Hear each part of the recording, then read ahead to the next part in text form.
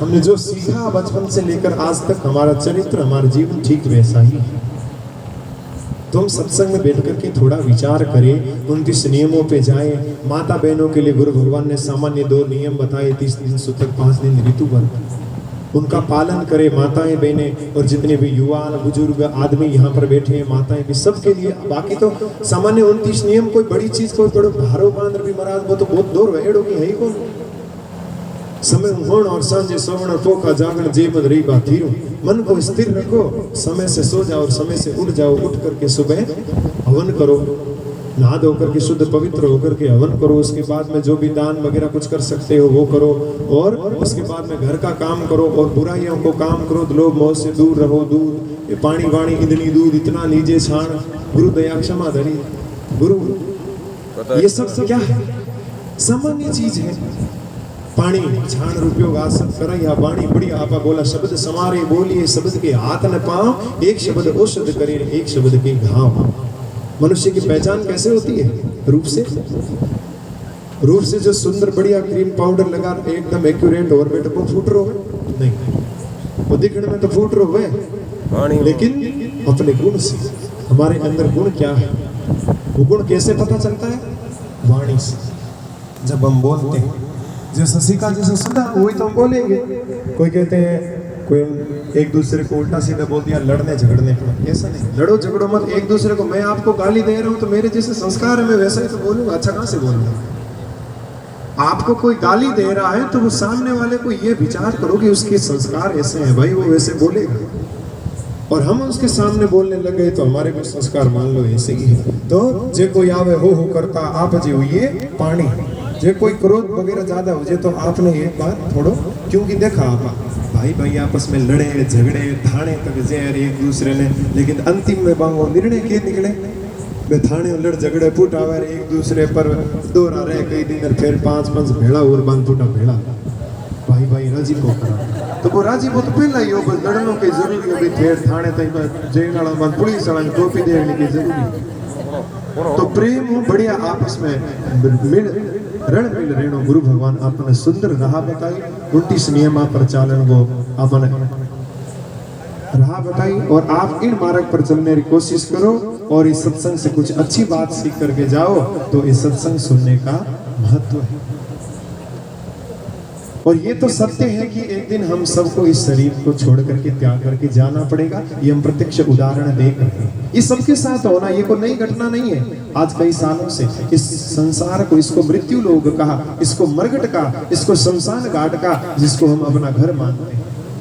यहाँ पर हम जो बैठे हैं, पता नहीं आज तक कितने मुर्दे गड़े होंगे, कितने मुर्दे जले होंगे, पता नहीं कितना क्या हुआ होगा, लेकिन ये मृत्यु लोक है। इसमें सबको जाना निश्चित है, तय है। इसलिए यहाँ से वो चीज कमाओ, वो चीज इकट्ठी करो जो जीवन में तो काम आवे ही आवे, लेकिन बाद में भी काम आवे।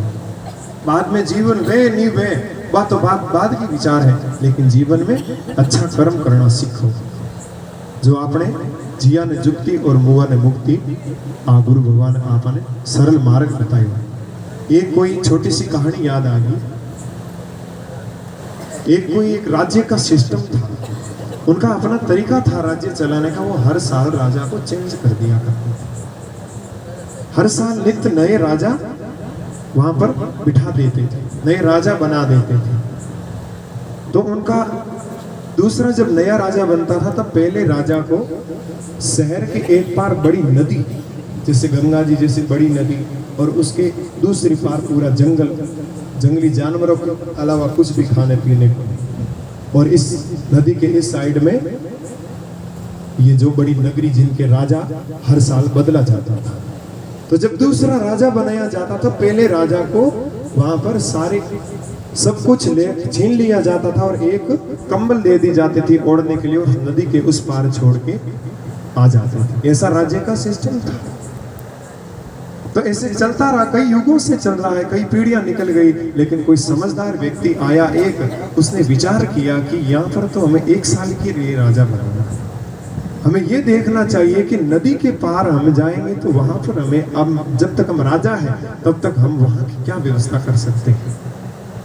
तो राजा ने ज्ञात किया कि मेरा अधिकार कितना है। तो सब जनता और सब लोगों ने, मंत्रियों ने बताया कि आप तो राजा हो, इसके सब राज्य के पहले व्यक्ति हो और मुख्य व्यक्ति हो, आप जो चाहो सो कर सकते हो।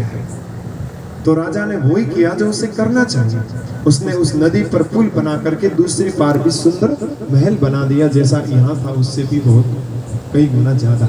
जैसे मोदी जी ने नई संसद भवन बनाई, वैसे उन्होंने दूसरी पार बढ़िया संसद भवन, बढ़िया सब कुछ रहने वास्ते बना दी, विश्राम वाला। तो जैसे ही समय आया, 1 साल पूरा हुआ, तो उसे एक कंबल उड़ा करके और नाव में बिठाया और पार करने लगे। तो राजा बड़े बढ़िया भगवान के भजन कीर्तन करते हुए और बढ़िया हंसते हुए जा रहे हैं। तो सब लोग बोले ये तो कितना मूर्ख है, बोले आज तक जितने राजा गए हैं सब रो रहे थे, बोले, और ये हंसता हुआ जा रहा है। तो बोले कि वो जीवन में जब तक 1 साल का अवसर मिला था ना, उसमें बहुत ज्यादा हंस लिए, बहुत ज्यादा हंस लिए, बहुत ज्यादा सुख बोल लिया। राजेश, हमारे पास में बहुत ज्यादा धन आ जाए तो हम क्या करेंगे? हम जैसे तैसे अपने लिए जितना उपयोग हो सके उतना करने की कोशिश करेंगे। तो उसने ज्यादा सुख भोग लिया, जिसने ज्यादा हंस लिया उसको रोते हुए जाना पड़ता है। बोले मैं हंसा नहीं, मैं अपने कर्तव्य कर्मों को देखा, मैंने ये देखा कि मैं अब यहाँ और आगे जहाँ जाना है मुझे वहां तक क्या व्यवस्था कर सकता हूँ, ऐसा कर्म करूं जो मेरा नदी के उस पार भी साथ में चले। तो मैंने ऐसा किया, इसलिए मुझे आज रोना नहीं आ रहा है, मैं हंस रहा हूं। तो ये हमारे जीवन की कहानी है। ये कुछ जीवन जो ये हमें मिला है, 40, 50, 60, 70, आज ज्यादा से ज्यादा 80 साल तक मनुष्य जीता है। ये जीवन मिला है, ये कुछ दिन का राज्य है। यहाँ से जो हम सामग्री इकट्ठी करते हैं तो वो ही करें जो हमारी आगे काम आई, नहीं तो हमें जंगल में उस पार छोड़ दिया जाएगा और पता नहीं वहां पर कैसे कैसे जंगली जानवर हमें नोचेंगे। हमारे जैसे कर्म हुए उसके फल मिलेंगे। तो हम जीवन में अच्छे कर्म करें, सत्संग करें, भजन करें, अपने कर्तव्य कर्मों को अच्छे से पालन करें। आइए आगे हम भजन सुने। उनसे पहले दान 200 रुपये श्री रमेश जी खिचड़